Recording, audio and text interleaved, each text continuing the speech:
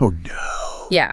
Your eyes flick up to the 2 field on your screen and your stomach it drops straight through the floor.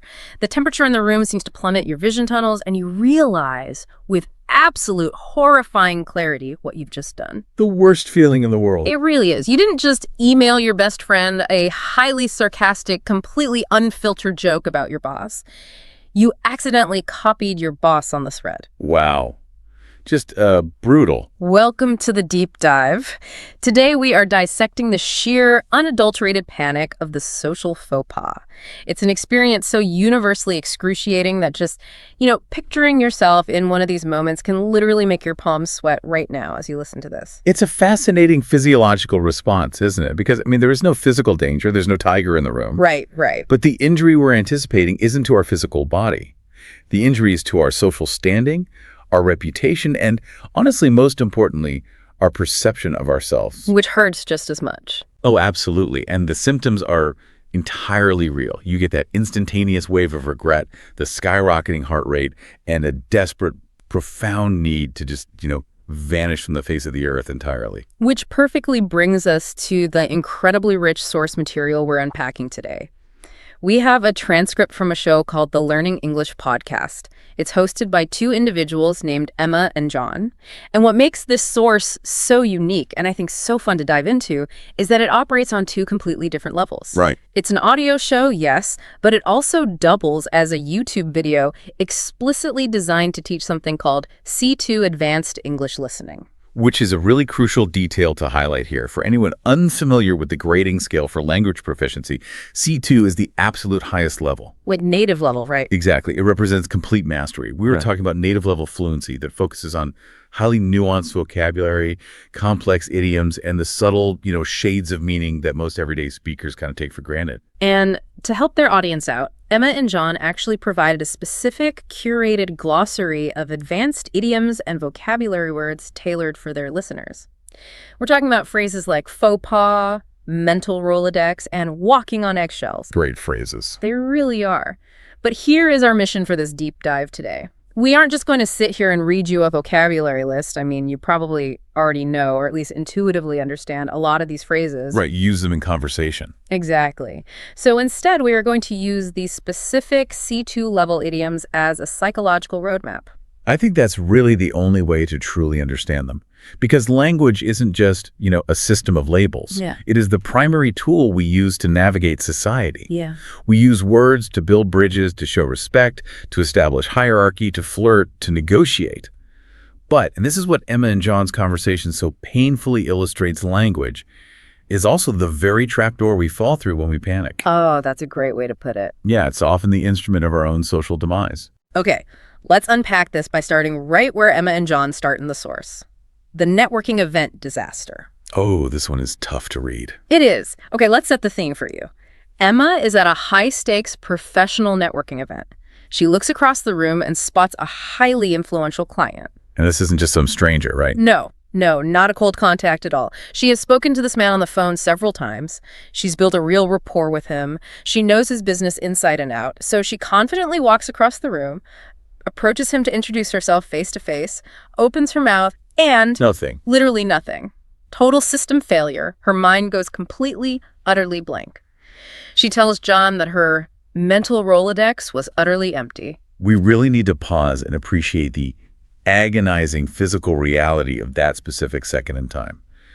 Emma is standing face-to-face with an influential client. The silence must have been deafening. Oh, it's hanging in the air between them. The social script dictates that she absolutely must produce a name right then and there, and her brain simply halts production. Let's put this in perspective for a second. Imagine you are standing at an ATM. It's like a busy Friday afternoon, and there is a long line of impatient people standing right behind you. Oh, I hate that feeling. Right. You slide your debit card into the slot. The screen flashes and asks for your PIN. Now, this is a 4-digit PIN you have used 1,000 times. You use it to buy groceries, to get cash. You probably type it in 3 times a week. You know it by heart. You do.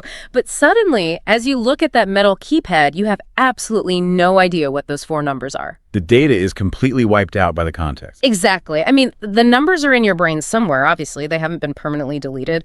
But the stress of the people shuffling their feet behind you, the flashing cursor on the screen demanding immediate action, the sudden, hyper-awareness of your own body, it just jams the signal entirely. It's a system overload. Yeah. Your mental Rolodex, to use our first C2 vocabulary phrase, is slammed shut and locked. The file you need is just missing. And John uses a phenomenal C2 idiom to describe the emotional fallout of that exact moment. He calls it a cringe-worthy situation where you just wish the ground would swallow you whole. Such a vivid phrase. I want to linger on that for a moment because it really is spectacularly vivid. It's not just a polite way of saying, I felt a bit silly. It captures a visceral, almost primal desire to cease to exist. To literally be consumed by the earth, like to be buried alive rather than stand there for one more second. That's the terrifying part. In that split second, facing the client whose name you've forgotten, the social pain is so overwhelmingly acute that non-existence actually feels preferable to enduring the next 5 seconds of interaction. It's just wild when you think about it. It is, but it highlights how deeply social we are as a species. A threat to our social standing doesn't just feel like a mistake. It triggers a deep evolutionary survival response. Which makes her next move incredibly difficult because she can't run away. She has to do what the glossary calls maintain composure. Which creates an unbearable tension. To maintain composure means to stay calm, centered, and in control of your outward emotions. But she's freaking out. Exactly. Internally, she is experiencing an emotional earthquake. She wants the earth to open up and devour her. But externally, she has to project the smooth, polished, unflappable demeanor of a seasoned professional at a networking event. It's like that classic metaphor of the duck gliding smoothly across the pond while paddling frantically beneath the surface. Exactly. The gap between that internal panic and the external calm is where the true exhaustion of a faux pas lies. I mean, it takes so much energy to fake that composure. So how does she actually handle it? She tries to stall. Yeah, she uses what she calls a classic stall tactic. She looks the client in the eye, puts on a warm smile, and says, "It is so wonderful to finally meet you in person." It's a masterful evasion, at least on paper. Notice what is surgically removed from that sentence. His name, the one piece of data she doesn't have. Right. It's grammatically complete. It's polite. It's completely contextually appropriate for two people who have only spoken on the phone before. And it completely sidesteps the missing piece of information. So smooth. She shifts the burden of the conversation onto him without him realizing it. Well, ideally without him realizing it. It is a completely passive stall. But does it actually work? Because Emma tells John that as she delivered that line, she saw a flicker of recognition followed by a slightly strained smile. She confesses she is pretty sure he knew she was drawing a blank. And why the strained smile, you have to ask? Why didn't he just accept the polite greeting and move on? Yeah, why? Because human beings are incredibly, almost subconsciously adept at reading microexpressions and conversational rhythms. When you meet someone you know, the natural rhythmic cadence of the English language usually demands their name at the front or the back of the greeting. Oh, true. Like, "Hi, David, so wonderful to finally meet you." Or, "It is so wonderful to finally meet you, David." Yeah. When you actively amputate the name from the sentence, the rhythm changes. The beat is off. Yes. There's a micropause. There's a slight widening of the eyes as the person searches for the word. The client saw the evasion. He smiled. But it was strained because he was now forced into participating in the uncomfortable charade of pretending she hadn't forgotten his name. Wow, he became a hostage to her stall tactic. He had to play along just to save her face. She maintained her composure, technically speaking, but the authenticity of the interaction was completely compromised from the very first syllable. Now, Emma's stall tactic was entirely passive. She just omitted the information, smiled, and prayed the conversation would naturally move on so she could, check his name tag later. Right, the safest bet. But John shares a story in the source material that takes us into completely different, far more dangerous territory. What happens when we actively try to extract the information we forgot? The grocery store encounter. This is a fascinating escalation. It really is. Okay, so John is at the grocery store, just a normal Tuesday, running errands. A woman approaches him in the aisle. She is enthusiastic. She is chatty. She clearly knows him very well. And he recognizes her. He recognizes her face, yeah. Yeah.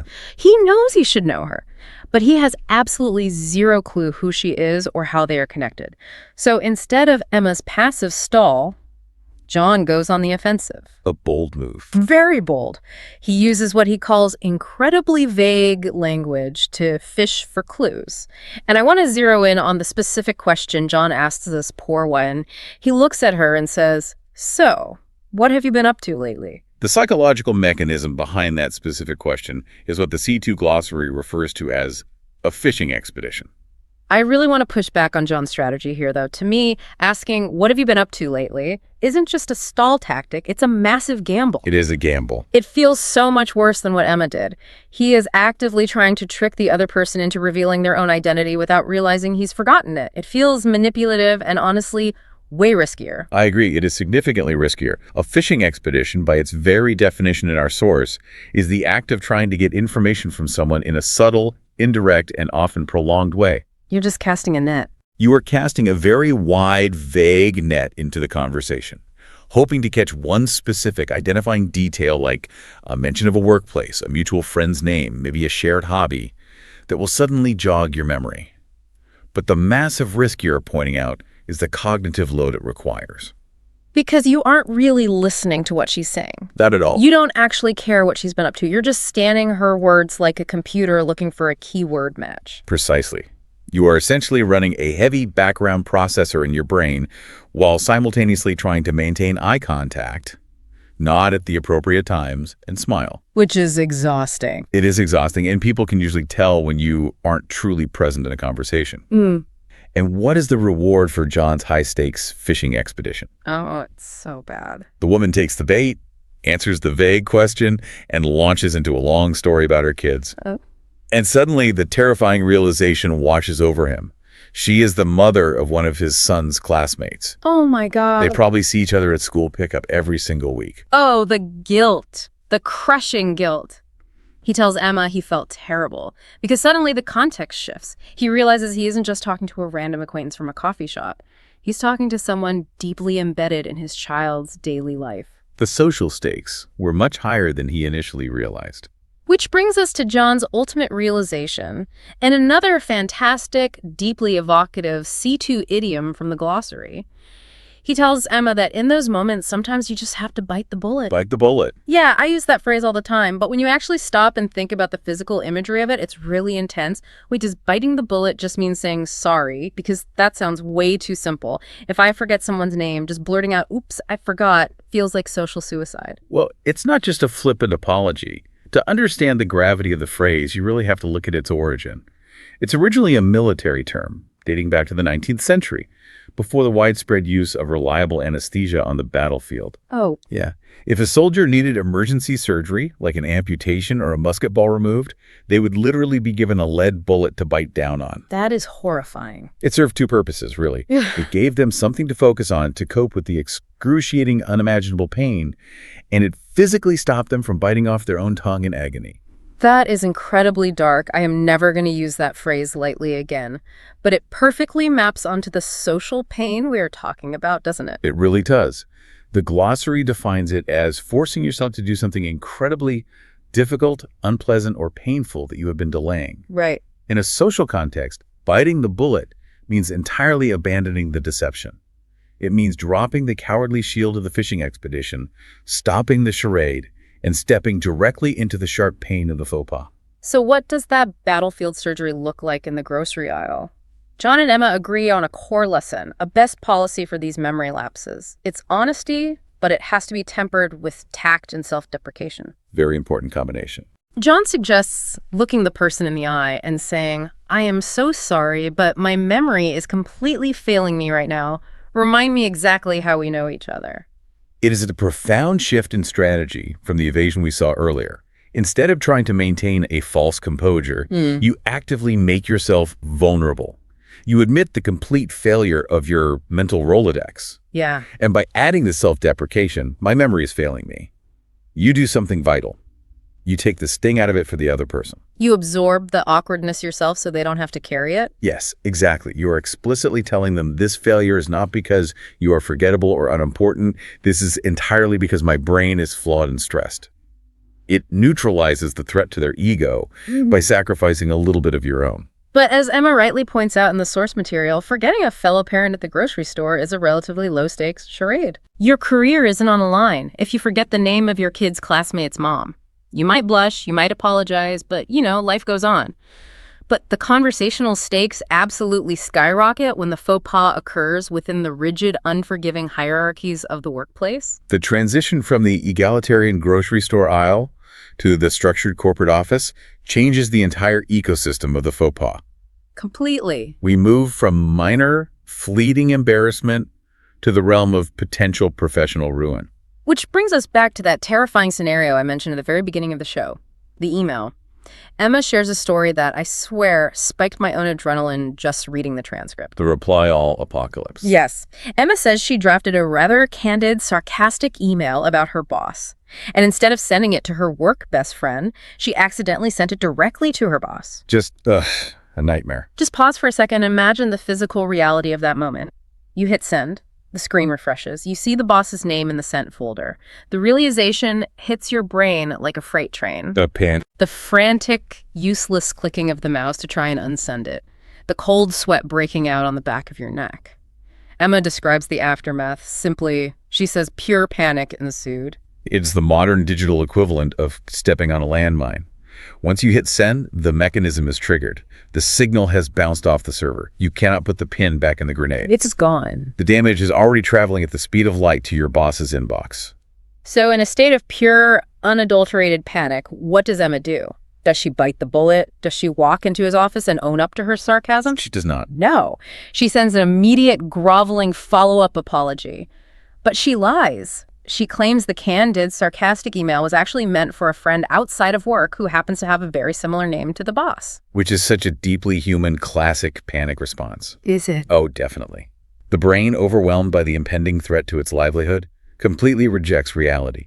It attempts to construct an alternate, safer reality where the faux pas didn't happen, or at least wasn't malicious. I just can't fathom why our brains do that. I mean, why on earth would she think a transparent lie about a friend with a similar name would actually work? It's so obviously fake. Because in a state of panic, the prefrontal cortex, the part of the brain responsible for logical reasoning and long-term planning, is essentially bypassed. It just shuts down. Right. The amygdala takes over entirely. It just wants immediate relief from the threat.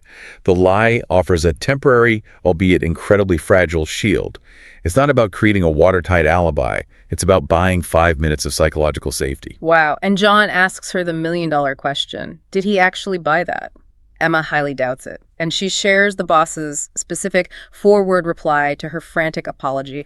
4 words that are absolutely chilling. I know it's coming. He replied via email. I appreciate your honesty. I really want to do a close reading of that loaded response. I appreciate your honesty. It gives me shivers just hearing it out loud. It should. It is an absolute masterpiece of corporate ambiguity and power dynamics. On the surface, if read literally, it is a polite acceptance of an apology. Sure, yeah. But contextually, it is devastating. Did the boss actually believe the excuse about the friend with a similar name? Almost certainly not. By choosing the word honesty, the boss is subtly, surgically acknowledging the lie. It's a paradox. It is. He's saying, I see exactly what you are trying to do. I see the frantic, transparent lie you've constructed to save your job, and I am choosing not to explicitly call you a liar. But I want you to know that I know. It's a massive assertion of power. He doesn't even bother to get angry. He just lets her sit in the agonizing discomfort of her own transparent lie. He traps her in it. And the consequence of that loaded, ambiguous response is captured in our next critical C2 idiom. Emma says that following that email exchange, she spent the next few weeks walking on eggshells around the office. Walking on eggshells. We use it to mean being very careful not to offend or upset someone. But again, let's look at the physical metaphor. Eggshells are incredibly fragile, brittle things.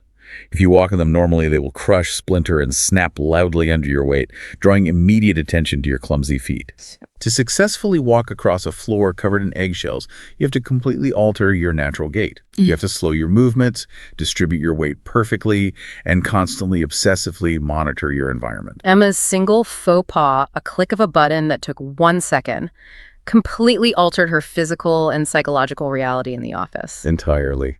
She couldn't speak freely anymore. She had to second-guess every interaction, every joke, every hallway passing. She became hyper-aware of the boss's presence, wondering if today was the day he finally brought up the email. The email took a second, but the behavioral modification, the sheer exhaustion of walking on those eggshells, lasted for weeks. The psychological punishment far outlasted the initial crime.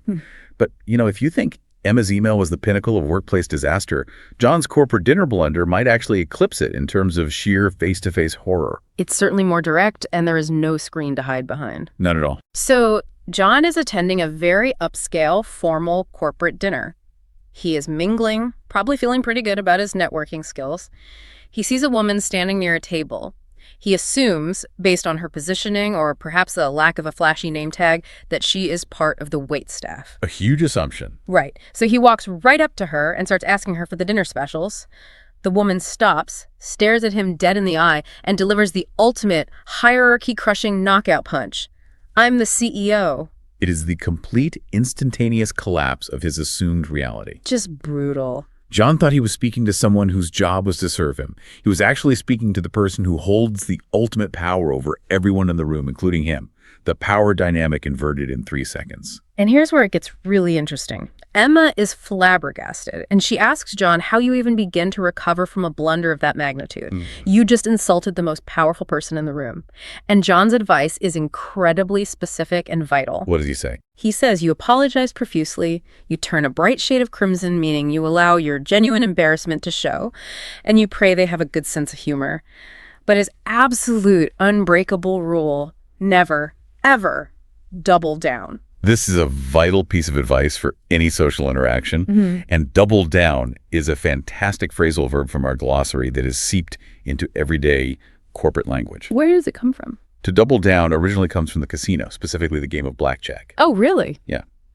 If you are dealt a hand that you feel very confident in, you have the option to double your initial bet. But the catch is, you are only allowed to receive one more card.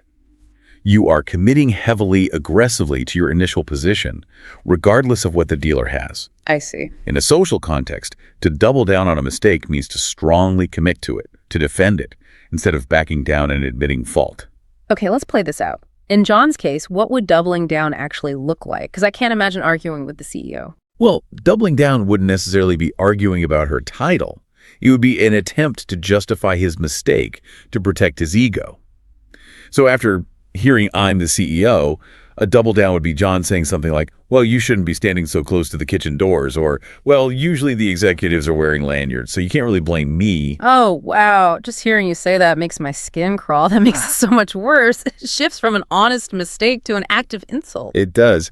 Which brings us to another crucial glossary word: exacerbate. Meaning to make it worse, right? Exactly. To make a bad situation or a problem worse. Deflecting blame or making excuses exacerbates the tension. Why?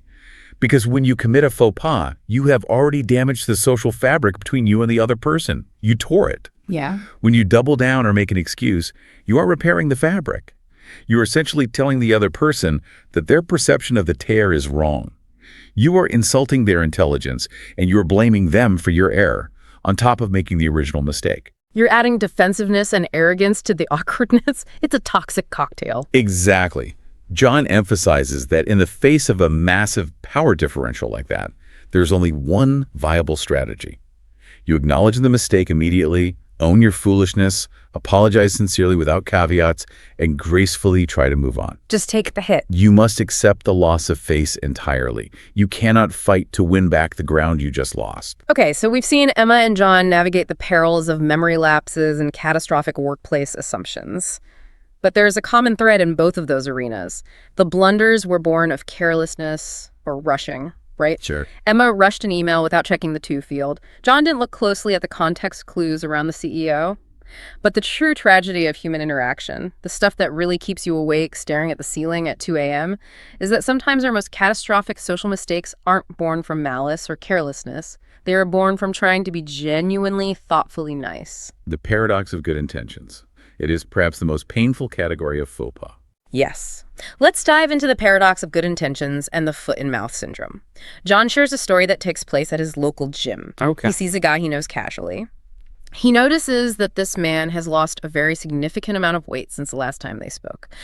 So John, wanting to be supportive, wanting to be a good gym buddy, goes out of his way to commend the man on his weight loss. He walks over, smiles, and tells him he looks absolutely great. Which, we have to acknowledge, is a standard, heavily socially sanctioned compliment in many Western contexts. Diet culture conditions us to view weight loss as inherently positive and worthy of praise. Exactly. He thinks he's handing the guy a trophy. But the man doesn't smile back. He looks incredibly uncomfortable, his posture drops, and he quietly mumbles that he had recently been severely ill. The invisible trapdoor opens, and John falls right through.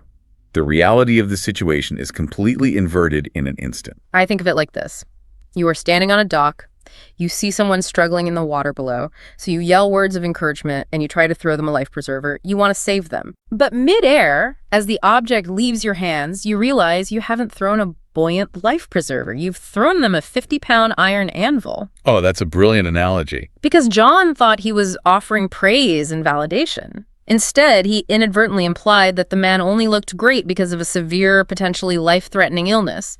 He basically walked up to a sick man and congratulated him on the physical results of his disease. It is a devastating realization for John, and it perfectly, tragically illustrates the C2 idiom, to put your foot in your mouth. Which simply means to say something by accident that embarrasses or deeply upsets someone. But let's look at the profound irony embedded in that phrase. When you are angry and you actively try to insult someone, you carefully choose your words. You weaponize your language to cause harm. Right, it's intentional. But when you put your foot in your mouth, your intention was entirely positive, or at least neutral.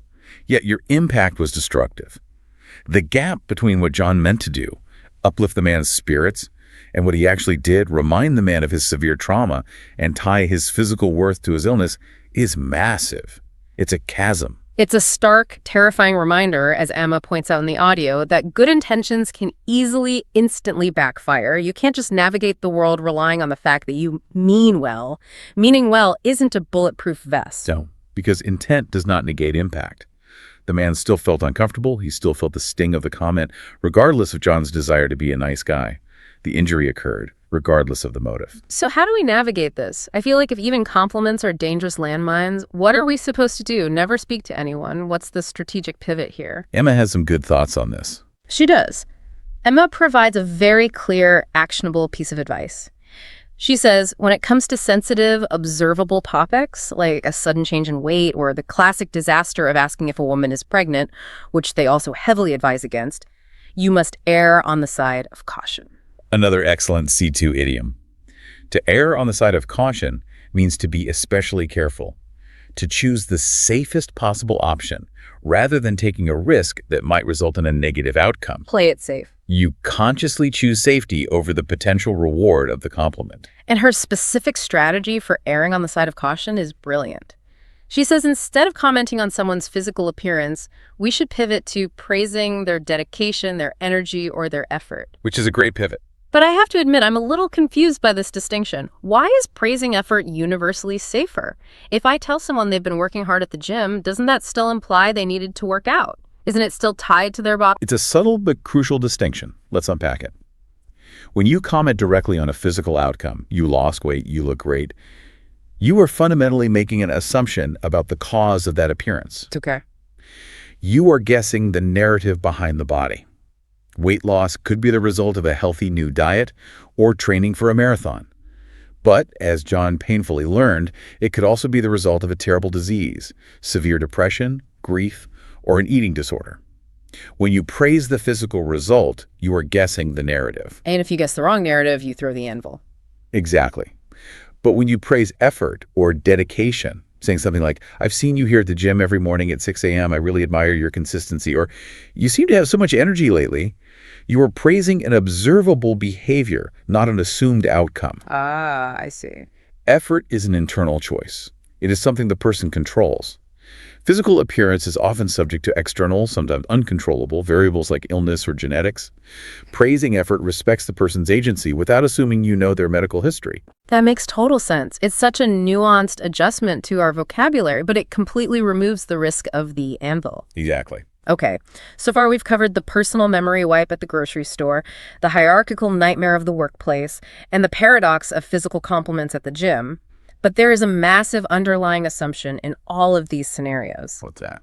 John at the gym, Emma at the office, they all assume that everyone involved is playing by the exact same cultural rulebook. We all generally agree on what a compliment sounds like, or who the CEO is, or what an email should look like. But what happens when the rules themselves are entirely foreign?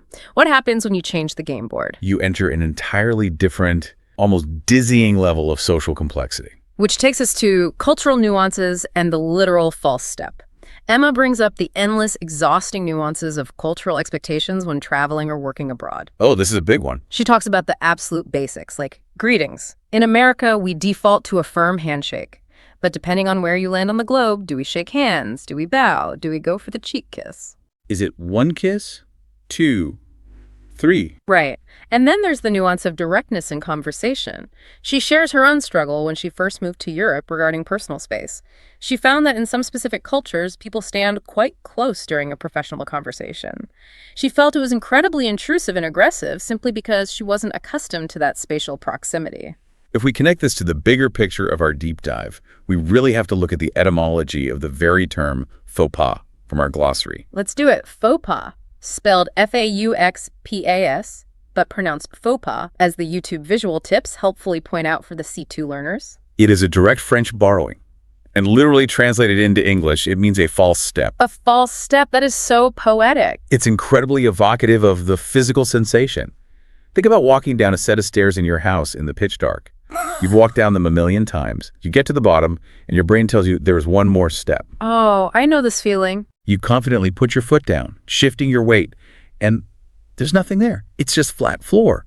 Or worse, you think you're on the floor, and there's a step down. And your heart jumps into your throat. In that fraction of a second, your stomach violently drops, you lose your balance, your arms flail, your heart races.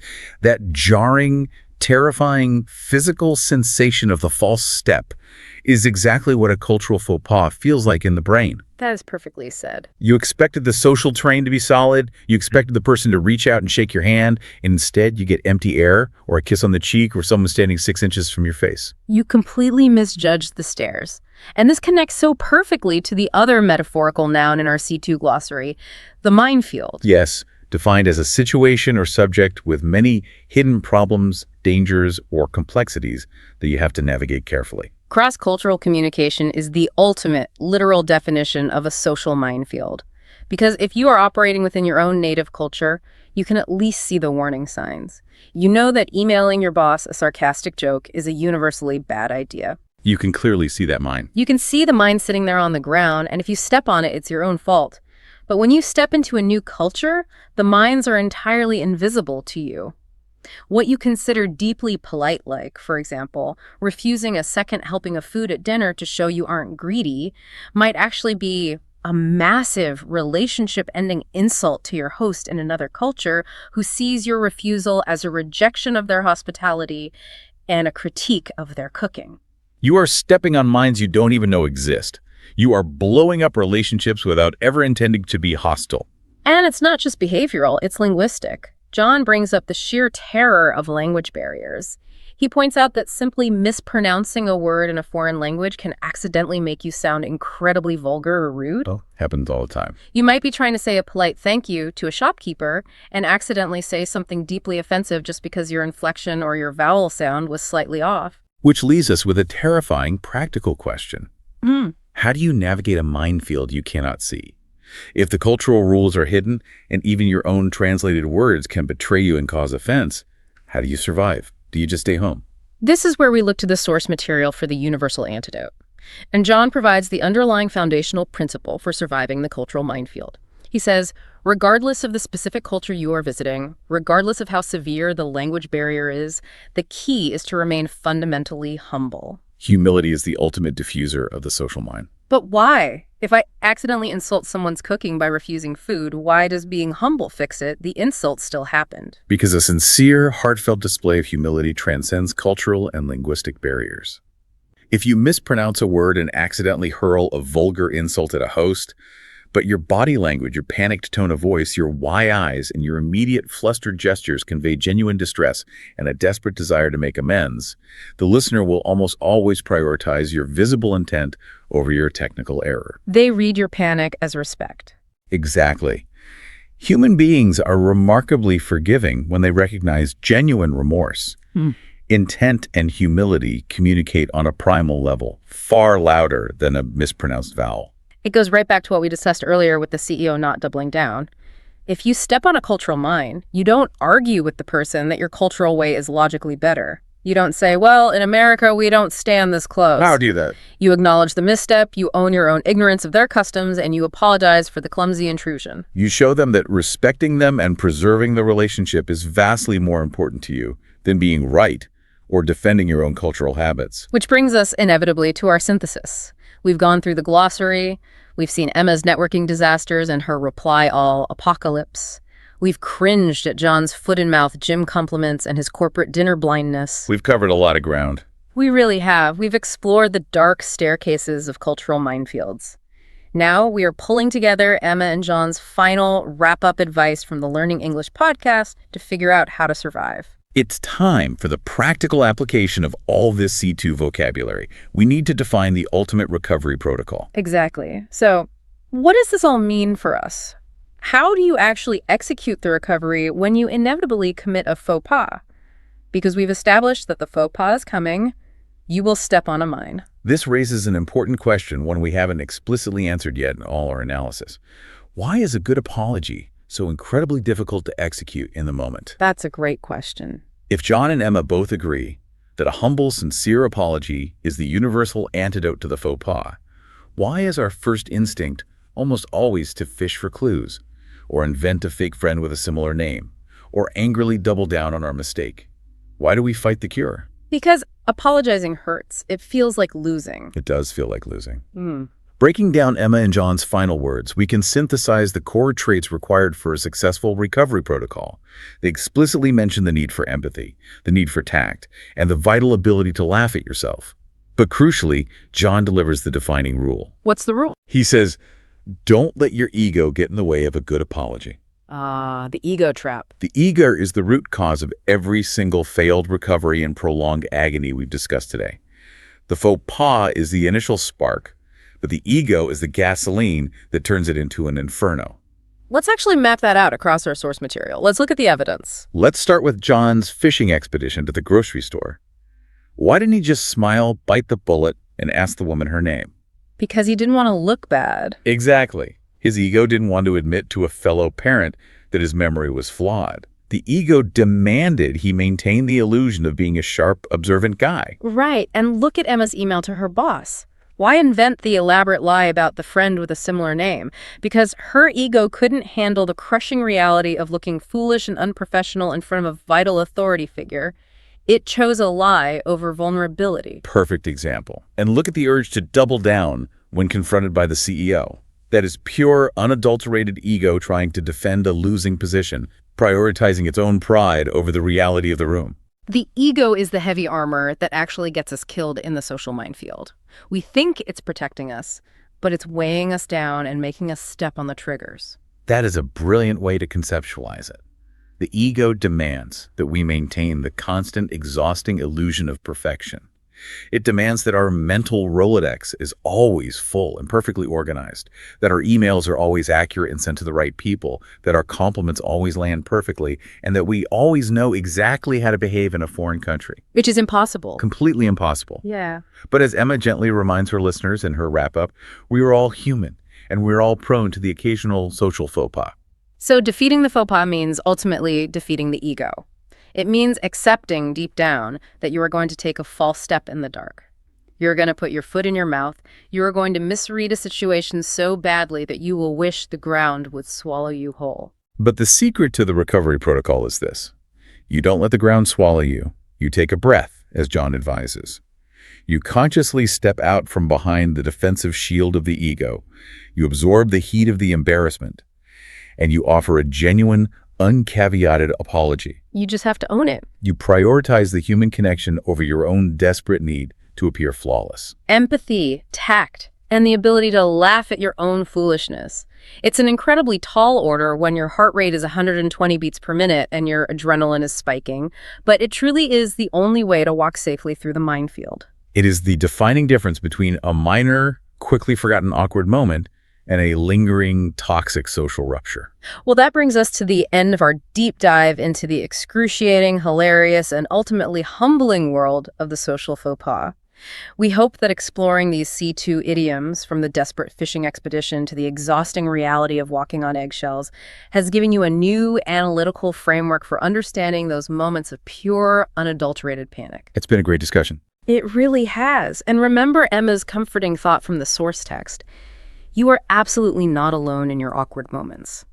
The greatest communicators, the most influential clients, even the untouchable CEOs who get mistaken for waitstaff, every single one of them takes a false step eventually. And as we close today, I want to leave you with a final lingering thought to mull over. We've spent this entire time looking at the faux pas as a hazard, a disaster to be mitigated, a mine to be avoided at all costs. Right. But consider the psychological mechanism of the humble apology we just spent so much time discussing.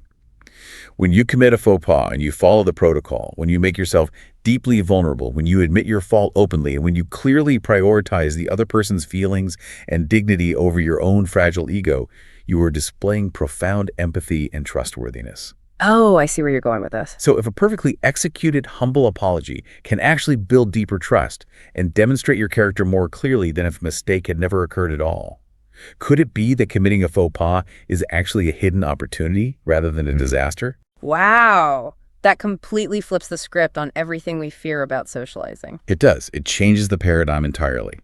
Next time you forget a crucial name or hit send on the wrong email and you feel that familiar, icy rush of panic, next time you are standing at that ATM and the PN vanishes and the sweat breaks out and you wish the ground would swallow you whole, take a breath and ask yourself, is this the end of the relationship, or is the vulnerability of this agonizing moment the true beginning? Because sometimes the only way to prove to someone that you won't permanently break the bones of a relationship is to show them exactly how carefully and how humbly you set them when you do.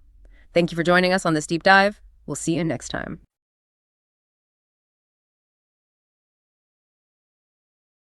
Picture this. You're at a really fancy dinner party. Oh, setting the scene. I like it. Right. So the ambiance is perfect. The conversation is flowing. You're, holding a glass of wine, maybe gesturing a bit too wildly to make a point, and then crash. Oh, no. Yeah. Classic. You've just knocked over your host's incredibly expensive-looking vase, and it doesn't just tip over, right? It completely shatters into 100 pieces across the hardwood floor. The absolute worst sound in the world. It really is.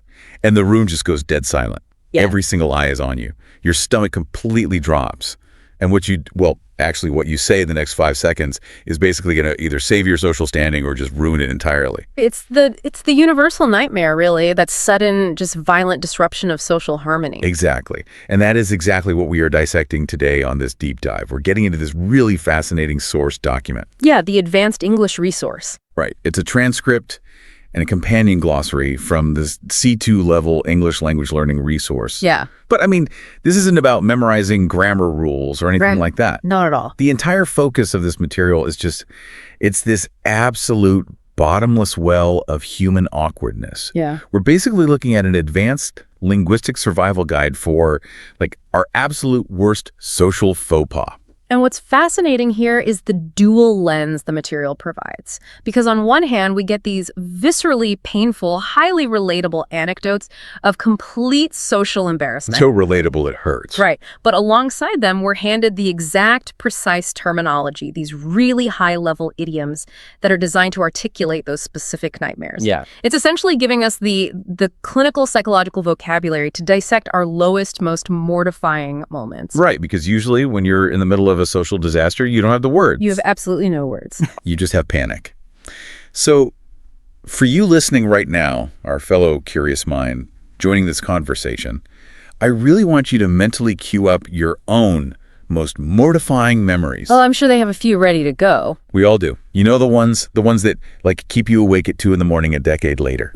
Because we are going to unpack exactly why those moments hurt so much. And ideally give you a spectacular new vocabulary to describe that pain. Exactly. So let's start with that shattered vase. We're looking at really the most visceral form of awkwardness, which is physical destruction in a social setting. Right. It's the loudest kind of mistake you can make. And the source text really emphasizes that this isn't just, a spilled glass of water. No, it's way worse. It specifically notes the vase is incredibly expensive looking and that it shatters. That word choice is very deliberate. Because shattering implies absolute finality. Exactly. You cannot subtly sweep shattered glass under a rug or like glue it back together when the host turns their back to get the salad. It's just a chaotic, irreversible event that forces this immediate reckoning. And the anecdote from the source describes the aftermath of this so perfectly. Oh, the sheer panic. The speaker is absolutely mortified. He goes into sheer panic mode. He starts apologizing profusely, offering to pay for it. Which is standard. That's the normal reaction. Right, standard procedure. Yeah. But then he admits that his panic made him do something worse. He just kept rambling. A dreaded ramble. He kept going on and on about like how incredibly clumsy he was, how he always does this, how terrible he feels, just word vomit. And here is where we get our first major psychological insight from the material, tied to a really brilliant piece of vocabulary. Let's hear it. The text uses the idiom to compound the error. Compound the error, okay. Meaning you make a bad situation significantly worse by doing something else wrong in the immediate aftermath. So the initial error was physical, breaking the vase. Right. But the rambling, that is the compounded error. It's this secondary social mistake that actively degrades the situation even further. Okay, let's unpack this. Because my instinct, and I think, honestly, the instinct of almost anyone who has just destroyed their friend's expensive property is to grovel. Oh, absolutely. It feels like the right thing to do. You want to show them how deeply, profoundly sorry you are? So you talk. You explain, you basically berate yourself in front of them so they know you are punishing yourself. How is that making it worse? Because you are ignoring the mechanics of the social tightrope. The social tightrope, that's another core term from the glossary, right? Yes, a highly delicate situation requiring extreme care. When you're standing over the shattered remains of someone's property, you are on the thinnest, most frayed part of that tightrope. Yeah, one wrong move and you fall. Exactly. And the text points out that when you over-apologize, when you launch into this monologue about your own clumsiness, you are actually shifting the emotional burden entirely onto the host. You're shifting the burden. Wait, so by beating myself up, I'm actually making the victim do more work. Precisely. Think about the social reflex you're triggering. If you stand there saying, oh my gosh, I am so stupid, I'm so clumsy, I ruin everything. Which is exactly what I would say. Right. But social convention dictates that the host, the person whose vase you just destroyed, now has to comfort you. Oh, wow. They have to say, oh no, please, it's fine, don't worry about it, you're not clumsy. Accidents happen. That is so true. You force them to do the emotional labor of reassuring the perpetrator while they're, actively mourning the loss of their own possession. It's like accidentally stepping on someone's toe and then crying so loudly about how clumsy you are that the person with the crushed toe has to physically limp over and give you a hug to calm you down. That is a perfect analogy. You've completely hijacked the victimhood. That is exactly the dynamic. You have inadvertently made your internal guilt the center of the room's attention rather than just acknowledging their external loss. But I have to push back a little here. No fur. Isn't that rambling just a biological reflex? Like when we break something, our fight or flight system kicks in. Oh, for sure. Adrenaline spikes. Right. We feel this sudden threat to our social standing, which to the human brain basically feels like a literal survival threat. Yeah. And for a lot of us, that panic just manifests as a barrage of words. It does. It's not malicious. We aren't actively thinking, I'm going to steal the spotlight from this broken vase. We're just desperate to show we care. Oh, it is entirely reflexive. The text doesn't claim it's malicious at all. It comes from a place of really intense empathy and overwhelming guilt. Okay, good. So I'm not a monster. Not a monster, but the reality is intent doesn't negate impact. Right. The reflex is natural, but it is fundamentally counterproductive to restoring the social equilibrium. That's why the source provides a very structured, almost clinical solution for surviving this exact tightrope. Okay, the formula for the shattered vase. I need this. What is the alternative to the ramble? The text outlines a strict 3-step approach. First, deliver a sincere, concise apology. Concise being the operative word. The absolute key. You state your regret without the self-flagellation. Second, you offer to replace the item or make restitution. Okay, that makes sense. And the third? And third, which is arguably the hardest part, Swiftly move on. Swiftly moving on. Oh man, that sounds excruciating. It really is. Because the silence after a concise apology, while there's still literally glass on the floor, must feel completely deafening. It goes against every fiber of my being to just stop talking. It is excruciating, yes, but it is necessary.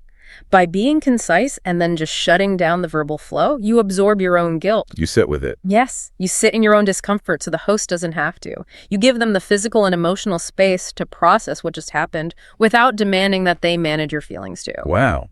That's actually really profound. You take responsibility, offer a fix, and then you step back and allow the baseline of the interaction to slowly reset. Okay, so that is the loud, crashing destruction of physical objects. But what happens when the damage isn't physical? Oh, the invisible damage. Exactly.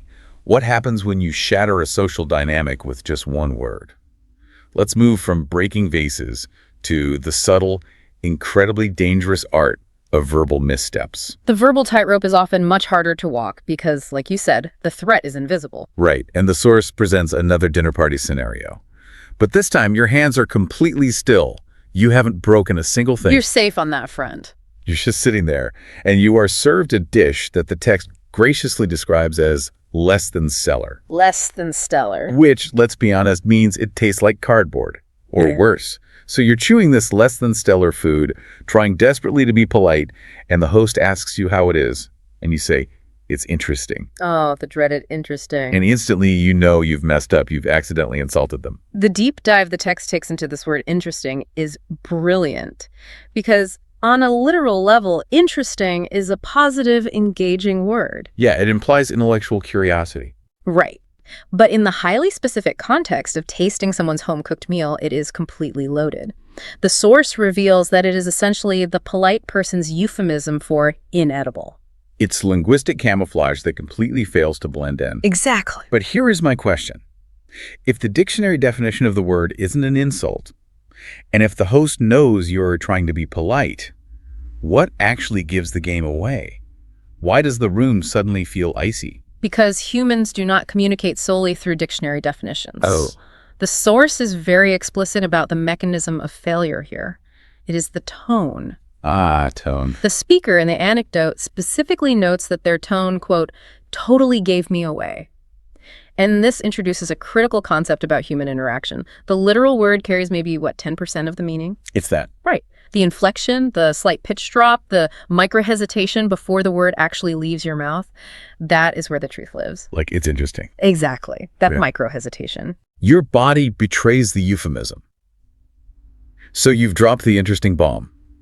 The word is out there, the tone is hung in the air, the host knows you hate the food, and you know they know you hate the food. The absolute worst feeling. The social harmony is fracturing right in front of you. How on earth do you recover from that? Because, you can't offer to buy them a new casserole. No, restitution looks very different here. You can't replace a bruised ego with cash. Right. So what do? The text introduces a concept that acts as a vital recovery tool, highlighting the glossary term self-deprecation. Self-deprecation, okay. This is the act of criticizing yourself or making a joke at your own expense to appear modest or to relieve built-up tension. And the recovery strategy the source provides for this specific moment is so clever. It really is. To diffuse the tension of calling the food interesting, the speaker immediately pivots and say, "Oh, gosh, but don't listen to me. I'm the worst cook myself. I once set fire to water trying to boil an egg." It is a phenomenal redirection. But why does it work so well? Let's dig into the psychology of that. Because when you accidentally insult someone's cooking, even if it's just through a hesitant tone, you have fundamentally altered the power dynamic in the room. Yes, you've introduced a hierarchy. Right. You have unintentionally elevated yourself. You are now the judge, the food critic, looking down on their culinary effort from this pedestal of perceived superiority. Exactly. You have created a hierarchy where none existed before. The tension, that icy feeling in the room, comes directly from that sudden, uncomfortable status imbalance. Okay, so by employing self-deprecation, by loudly declaring that you are the kind of idiot who literally burns water, you are violently throwing yourself off that pedestal. You're jumping right off of it. You are saying to the host, "Do not be offended by my critique because my critique is utterly worthless." If we connect this to the bigger picture, the underlying mechanism here is that self-deprecation acts as an instant social equalizer. An equalizer. I like that. Humans are incredibly sensitive to status threats. When the host feels judged, their defenses go up. By making yourself the punchline, by broadcasting your own glaring incompetence, you pull your status right back down to their level, or even significantly below it. You neutralize the threat. Exactly. You neutralize it by proving you have absolutely no standing to judge them in the first place. You sacrifice a little bit of your own dignity to save the relationship. It's oddly noble. Like you are throwing yourself on the sword of your own incompetence to protect their feelings. It's a social sacrifice. But this brings up an incredible contrast in the source material, because we have just spent all this time discussing how adults navigate the world, right? Right, with all our complex strategies. And we use euphemisms like interesting to soften the truth, and we use complex psychological maneuvers like self-deprecation to restore balance when the truth accidentally slips out. We're constantly, obsessively managing the truth. Exhaustingly so. But then, the text takes a hard left turn into a demographic that possesses absolutely zero filters. A group that does not care about your social equilibrium at all. Children, the ultimate agents of pure, unadulterated chaos. they really are. They're the perfect foil to everything we just discussed. They do not walk the tightrope. They don't even know the tightrope exists. They just stomp right over it. And the anecdote provided here is legitimately harrowing. It takes place at a wedding. Now, a wedding is already a high-stakes, hyper-managed social environment, right? Well, highest stakes. Everyone is dressed up. Everyone's playing a role. And the speaker recalls this little girl walking directly up to the bride on her wedding day and telling her that she looked like a clown because of her makeup. Oh my goodness. The source utilizes a fantastic idiom here to describe this exact moment. Unmitigated disaster. Unmitigated disaster. It means an event that is completely terrible with absolutely no positive aspects. You cannot spin it. There's no silver lining to a child calling a bride a clown. It is pure, concentrated devastation. Unmitigated disaster carries such weight. It's not just a mishap. It's a total structural collapse of the situation. Yes. And the text uses another idiom to explain the origin of this disaster. Out of the mouths of babes. Right. Out of the mouths of babes. It's the idea that children often speak the truth in a very direct, sometimes profound, but often brutally blunt way. Brutally blunt is right. They deliver the unvarnished data exactly as their developing brains process it. Because they haven't learned the camouflage yet. If an adult looked at the bride and thought the makeup was awful, they would use the tools from section 2, right? They'd say, wow, your makeup is so dramatic today. It's really interesting. They would rely entirely on the euphemism. Exactly. But the child just says, you look like a clown. They completely shatter the illusion of polite society. But what is truly fascinating here is how the adults attempt to handle the fallout of this. Right, the cleanup operation. The text notes that the parents swooped in immediately. They gently corrected the child, they pulled her away, and they offered a swift, incredibly mortified apology to the bride. Just textbook execution. Completely textbook. Think back to the broken vase. What was the golden rule? Sincere, concise apology, and swiftly move on. The parents executed the exact recovery strategy recommended for adult disasters. They did everything perfectly. And yet it doesn't work. It totally fails. The text explicitly notes that despite this perfect parental intervention, the awkwardness, quote, definitely lingered in the air. It hung there. Yeah, the speaker describes the feeling of just hoping the ground will swallow you up. So we really need to figure out why. If the parents used the correct tool, why did the tool break? Is it because the child exposed to truth that the adults were simply forbidden to acknowledge? I think that is exactly what the text is implying. We have to look at the nature of the offense. All right, let's look at it. When you break a vase, everyone in the room agrees on the reality of the situation. It was an accident. The apology works because it aligns with everyone's shared reality. Right. An accident occurred, regret is expressed, we move on. The social contract gets a little dented, but it ultimately holds. Right, because I didn't mean to break the vase. It's not a reflection of my secret inner thoughts. Exactly. But the child's comment is fundamentally different. The child is not stating an accident. The child is stating an observation. Oh, wow. And because children are known to lack the adult filter, their unfiltered observations are often perceived as the raw, unspoken truth of the room. So when the child says the bride looks like a clown, the sheer horror isn't just that the child was rude. The lingering awkwardness comes from this sudden, terrifying possibility that the child just vocalized what every single adult in that room was secretly thinking. but was too polite to say out loud. That is the crux of it. The child exposes the artificiality of the adults. The brutal honesty shatters the social contract so deeply that our standard adult recovery tools just become completely useless. That is wild. You cannot simply apologize away a raw truth that has been laid bare in the middle of a wedding reception. The parents can apologize for their daughter's lack of manners, sure. But they can't take back the words. Exactly. They cannot erase the image of the clown makeup from the collective consciousness of the guests. The reason you want the ground to swallow you up is because the polite social structure you rely on to protect your true thoughts has temporarily, entirely collapsed. That is a terrifying analysis. It really is. The child creates this unmitigated disaster through just innocent, accidental honesty. Innocent chaos. Right. But as we move into the next section of the source material, we see that adults are fully capable of creating their own bespoke disasters through misplaced honesty. We're shifting from the innocent chaos of children to the agonizing perils of proximity. Ah, yes, proximity. We're talking about the absolute nightmare of oversharing and overhearing. The dangers of the porous social boundary. This is where situational awareness, or the complete lack thereof, becomes the primary antagonist. The text provides two highly contrasting scenarios that illustrate this perfectly.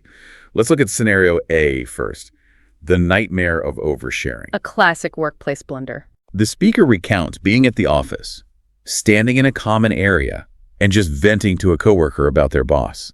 And they aren't just saying, like, oh, I'm having a tough day. No, they are getting specific. The text notes they were really getting into the details about how intensely micromanaged they felt. They are pouring their heart out, completely, totally oblivious to the physical space behind them. And then It's a dreaded sound. the boss clears his throat. He's standing right there, behind them. It is the quintessential sitcom setup, isn't it? But when it happens in reality, it induces pure, unadulterated panic. And the boss's reaction is chilling in its brevity. He doesn't yell, he doesn't make a scene, he just clears his throat, says, "Interesting perspective, John," and walks away.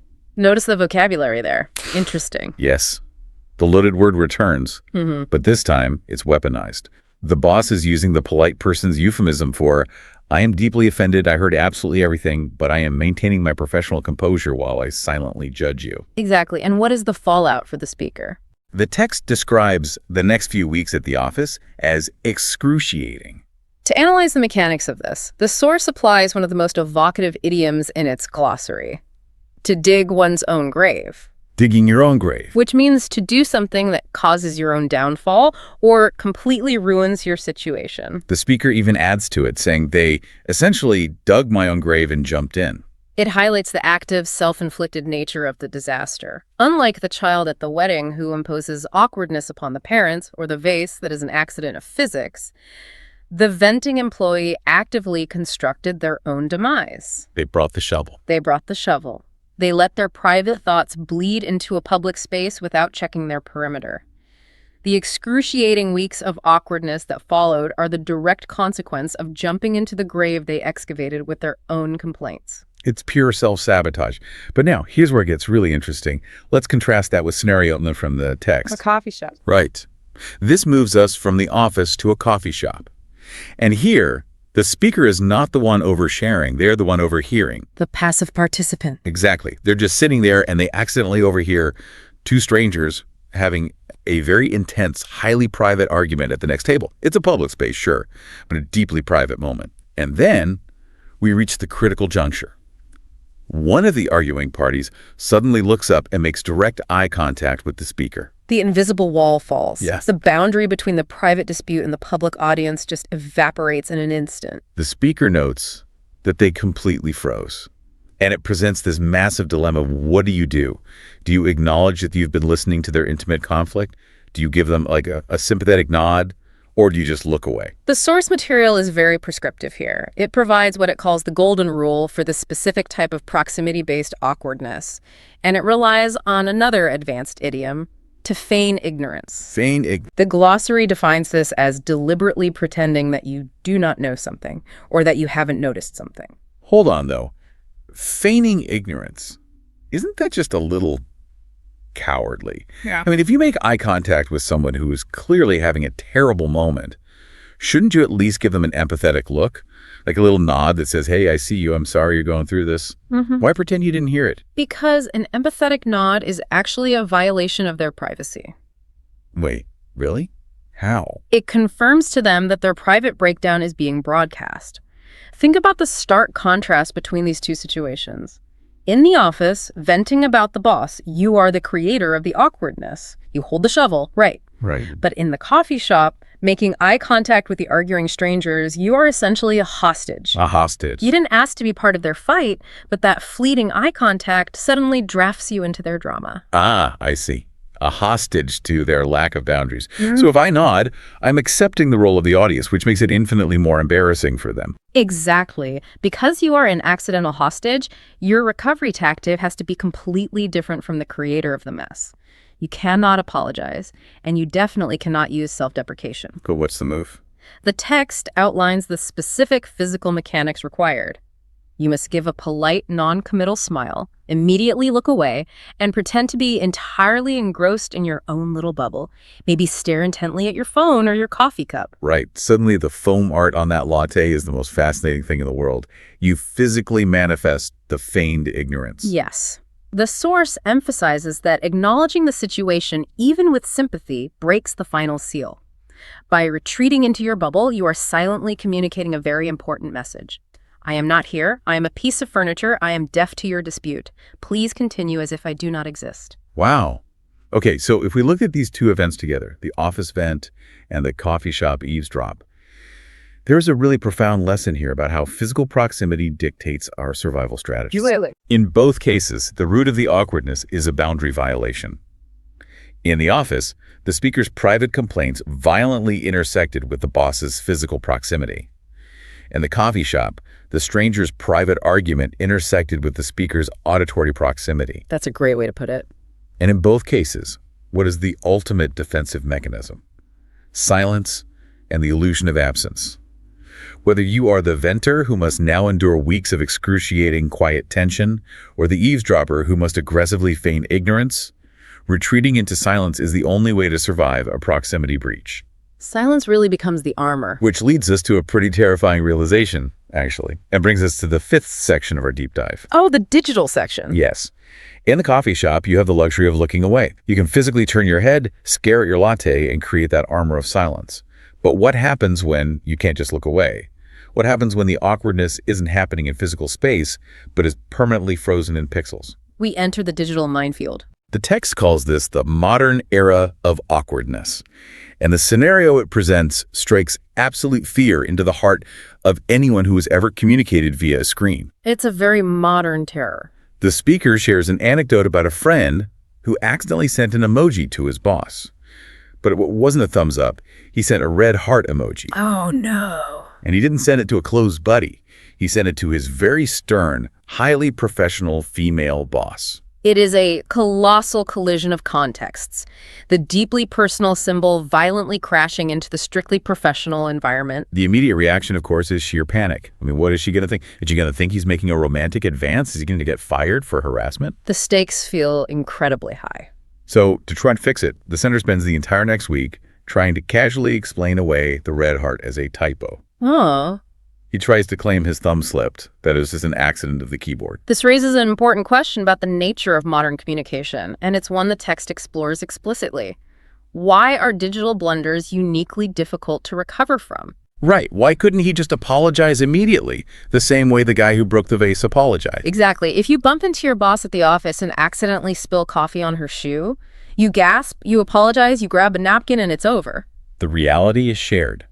But this red heart emoji required a week-long desperate cover-up campaign that ultimately completely failed. Why the difference? Why indeed? The key lies in what is fundamentally missing from digital communication.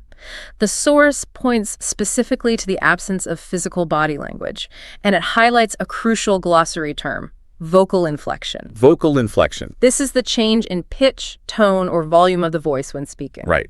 Without vocal inflection, we are flying blind. Let's create an analogy for this.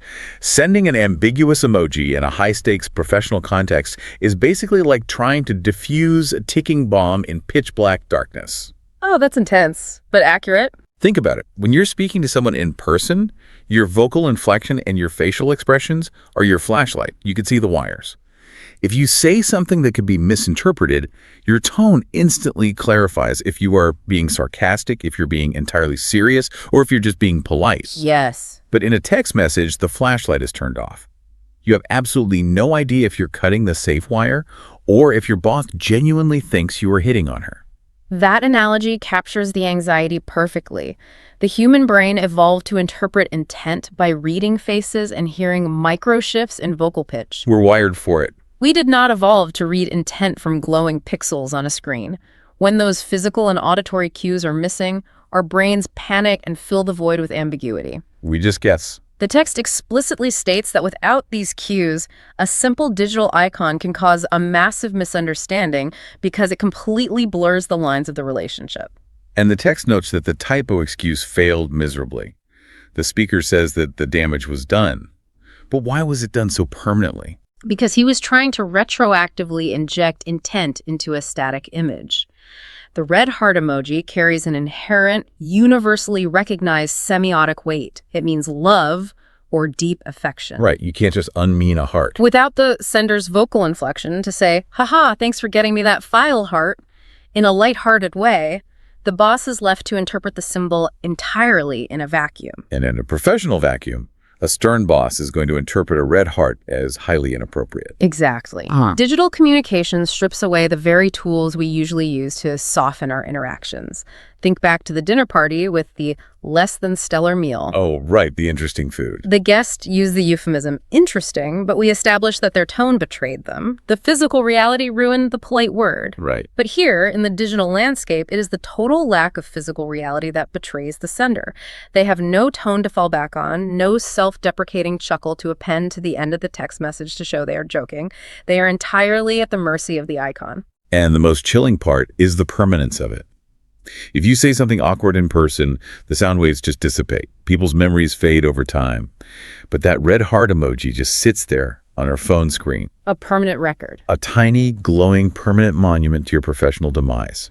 Every time she opens the chat, there it is. The permanence of the digital blunder removes the grace of forgetting. It is so bleak. Okay, so we have walked through an absolute gauntlet of social disasters today. You really have. We've analyzed shattered faces, insulting dinner guests, filterless children exposing the raw truth, self-dug office graves, coffee shop hostages, and the dreaded permanent red heart emoji. We are surrounded by minds, physical, verbal, digital. Which brings us to the final and honestly most important question of this deep dive. How to survive. Yes. With all these disasters laid out before us, how we actually survive? How do we navigate the sheer terror of being profoundly flawed creatures interacting with other profoundly flawed creatures? Thankfully, the text doesn't just leave us in despair. It provides a very clear, concluding philosophy for survival. And it begins with a foundational piece of psychological vocabulary. The ability to read the room. Reading the room, the ultimate diagnostic tool. Yes.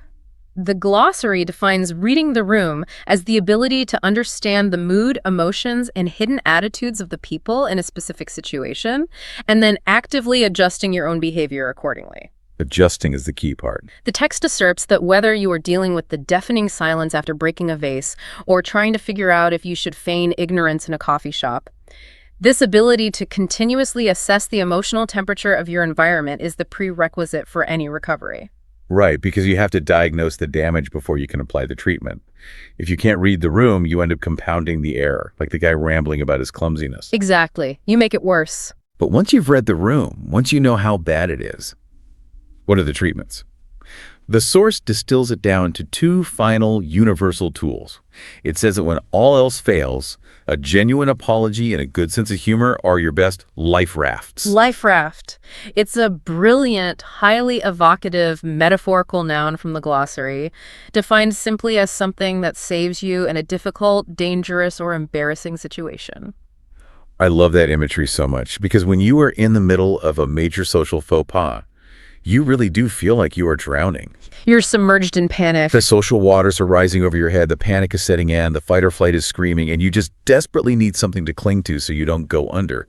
The sincere, concise apology, like we saw recommended for the vase, and the sense of humor, like a self-deprecation about burning water, those are the buoyant devices. They are. They keep your head above water until the wave of awkwardness recedes. And the text elevates this beyond just tactical advice. It turns it into a broader philosophy of human interaction. The source concludes with the thought that recognizing we are all flawed humans makes navigating these moments significantly easier. It levels the playing field. It is an explicit call for two things: empathy and grace. Empathy and grace. For others, but also for ourselves, right? Absolutely. The text reminds us that the person whose expensive vase you just shattered has almost certainly broken something valuable themselves in the past. So we've all been clumsy. The stern boss who received the red heart emoji has very likely sent a deeply regrettable, embarrassing text message in her own lifetime. By extending grace to ourselves when we inevitably stumble on the tightrope and extending empathy to others when they fall off it, we lower the apocalyptic stakes of human interaction. So what does this all mean for us? If we look at this entire journey we've taken with you, the listener, through this fascinating linguistic document, from the shattered ceramics in the dinner party to the deafening, excruciating silence of the office aftermath, the single shared thread connecting every one of these advanced C2 idioms and highly specific anecdotes is our collective vulnerability. Yes. We are all just trying desperately to communicate, to be understood, and to be liked, and we are all constantly hilariously missing the mark. That vulnerability is precisely why this complex vocabulary exists in the first place. The English language didn't develop highly specific idioms like social tightrope or unmitigated disaster or compounding the error in a vacuum. Right, they came from somewhere. These words were forged in the fires of shared embarrassment. They exist precisely because this awkwardness is a universal, unavoidable human experience. To learn this vocabulary is not just to learn English, it is to learn the precise contours of our shared human fallibility. Which brings me to a final thought I want to leave you with. A thought that builds entirely on this beautiful conclusion from the source material about empathy and our flawed nature. I'm intrigued. Think about how much energy we spend trying to avoid these moments. We dread the shattered vase. We live in fear of the accidental insult. We meticulously, obsessively proofread our text messages to ensure we don't send the wrong emoji. We exhaust ourselves. We view awkwardness as this terrifying breach in the hull of our social ships, something that will just sink us. But if, as the text suggests, a genuine apology and self-deprecating humor are our ultimate life rafts, and if the absolute key to survival is recognizing our shared flawed nature, then perhaps awkwardness isn't actually a social failure at all. Oh, wow. Think about the mechanics of what happens when things go wrong. Maybe these faux pas, these agonizing missteps, are the exact moments where our polished, highly artificial facades finally break down. The masks slip. Yes. When you drop the vase, or when the filterless child calls the bride a clown, the polite script gets thrown out the window. Everyone in the room is forced to stop pretending. You have to drop the act and deal with the raw, messy, unpredictable reality of the moment. It violently forces us to show each other our humanity. That's a beautiful way to reframe it. Perhaps the moments we wish the ground would swallow us up. The moments where we feel the most isolated, the most exposed, and the most panicked are actually the very moments we become the most deeply, genuinely relatable to every single other person in the room. We finally connect. Exactly. So the next time you find yourself stumbling on that social tightrope, or the next time you accidentally dig your own grave and jump in, don't just give in to the panic. I want you to embrace that awkward moment. Lean into it. Face it armed with the grace and the empathy that text suggests. And most importantly, face it armed with your spectacular new vocabulary to describe the disaster perfectly. Well said. Just remember, whether the vase is broken or not, the social landscape is never clean, it is never perfectly controlled, and it's never safe. But those messy, unpredictable, awkward waters are exactly where the real connections happen.